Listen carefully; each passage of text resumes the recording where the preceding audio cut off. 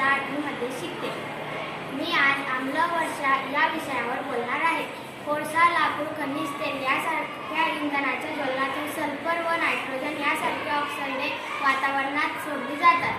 ही पावसाच्या पाण्यात मिसळतात व त्यापासून सल्फ्युरिक आम्ल, नायट्रस आम्ल आणि नायट्रिक आम्ल तयार होते. ही आम्ले पावसाचे थेंब किंवा हिमकणांमध्ये मिसळून जो पाऊस किंवा बर्फ पडतो त्यालाच आम्लवर्षा असे म्हणतात.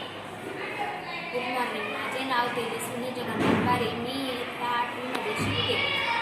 मी आज आम्लवर्षा याच्यावरचे परिणाम आणि उपाय यांच्यावर बोलणार आहे. होते आणि पाण्यामध्ये जे प्रदूषण होते.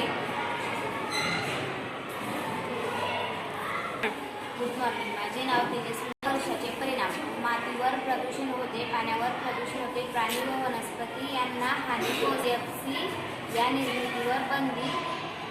CFC चे उपाय. आम्लवर्षाचे उपाय: CFC निर्मितीवर बंदी आणावी.